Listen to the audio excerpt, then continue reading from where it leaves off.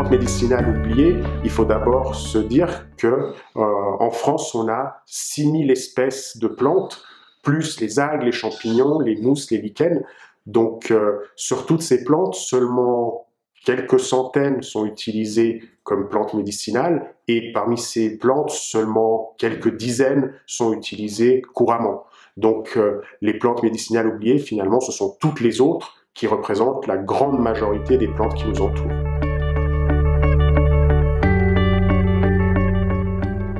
Alors, cette formation s'adresse à toutes les personnes curieuses qui s'intéressent au monde des plantes, qui sont intéressées par les propriétés médicinales des plantes et qui connaissent déjà les plantes habituelles, la mauve, le plantain, la reine des prés ou la valériane, et qui voudraient connaître les autres plantes médicinales qui nous entourent. Donc c'est une formation qui est originale parce qu'elle ne traitera pas des plantes habituelles que l'on retrouve dans d'autres formations et qui sont souvent répétées dans les différents ouvrages, vidéos ou podcasts que l'on peut trouver assez facilement, mais qui va chercher à étudier des plantes moins communes.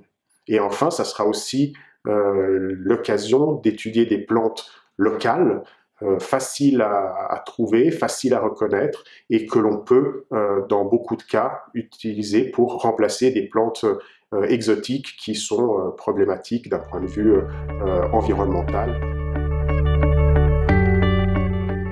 Une première partie dans laquelle on va voir l'approche méthodologique, historique sur pourquoi on a choisi telle plante plutôt que telle autre.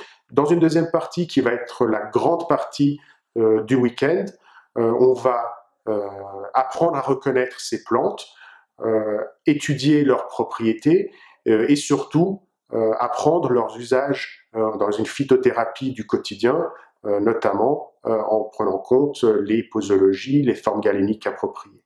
Et tous ces usages anciens, on va les valider par des recherches scientifiques actuelles qui permettent d'expliquer bon nombre de ces mécanismes. Et enfin, dans la troisième partie, on va un peu inverser le raisonnement en gardant en tête qu'aujourd'hui, les plantes à la mode viennent souvent de très loin, donc avec de gros problèmes environnementaux et écologiques.